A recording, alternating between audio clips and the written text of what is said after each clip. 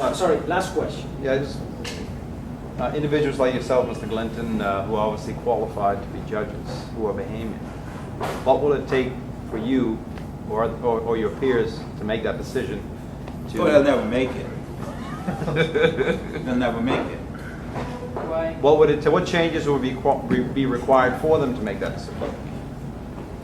Mindset. They do not want independently thinking people. Never mind what you read.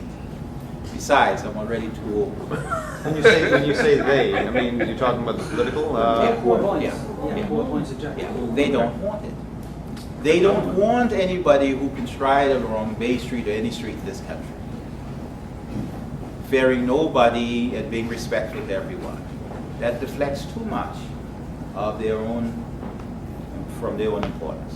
Well, it sounds like we're in a bind. We can't. We are in a bind. Catch too many too. You see, if you can get them for 1 minute to understand that the judiciary, the offices that constitute it are not personal offices. These are not things of personal achievement, except in the sense that you have been singled out by your peers to do a particular public service that most of them are convinced, if not all of them, that you're best suited for. And that when it's time, you leave. They don't want to see the judiciary as belonging to everybody.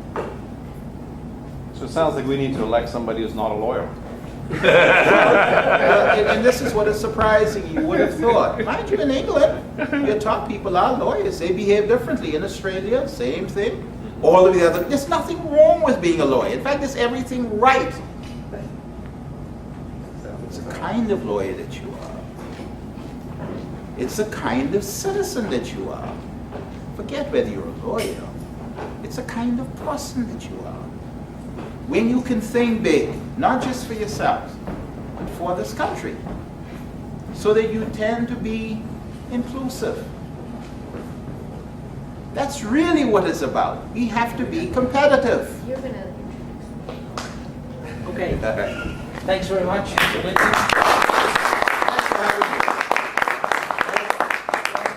President of the Nassau Institute will have the pleasure of thanking you. It's taken us a long time to get you here. Well, Now she's good lady. Well,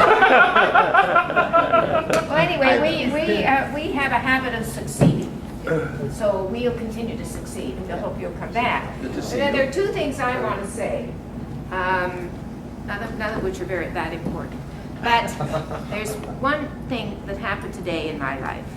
Today I was told that a former employee of ours, in my company, a young woman, was murdered.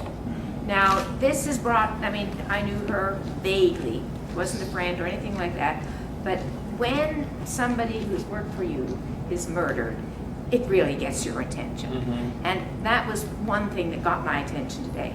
But something also got my attention, and more relevant to what Maurice is talking about here, is the Darcy Ryan case, those many years ago. Yes. And we should never forget Mm-hmm. the Darcy Ryan case. Yes. The Privy Council, Yes. whatever it is, the Yeah, Lord they Chief ruled. Justice of the whatever, They ruled. said there was no reason why Darcy Yeah. should not be granted Right. his citizenship. But Never our thought it. political elite at the time, Never thought they made the decision themselves. Never This did. is where the law fell on its face in this country. Maurice, essentially, this is characteristic of what's going on here. We've seen, you know more about it, and I'm not here to judge lawyers or the judges or the courts, but we know we have a deal of problems beyond our wildest imagination occurring in our country. And as you have said, people are going to have to stand up to this somewhere, but we have to somehow get people encouraged to look. This is what the Institute has been trying to do, to encourage people to look at what your freedom is all about, how you have to work hard to keep your freedoms. And Maurice, I'm so glad that you bring up this issue of freedom as far as the law and the courts are concerned, to relate these things. They're totally, inseparable. You can't have your freedom without the rule of law. The rule of law. Now, all of this is undermined, what Maurice has talked about, the rule of law in this country. and we should all be very, very afraid. Yes. But I don't know what's going to happen. I'm not here to make any It's predictions. the uncertainty. That's precisely the dilemma for us. It's the uncertainty. Nobody And can say. it is something else. It is the underlying immorality that has overtaken our country. Now, I'm not blaming or anybody here, but we're just looking, and I'm only here to thank you, not to give us a So anyway, I'm going to give you a little present here, which I'm sure you'll enjoy it. It doesn't take a lot of time, because I know how precious your time is, Maurice, that message. That I hope you enjoy Larry Reed's I book. will. We are very, very fond of philosophy here. It is the philosophy.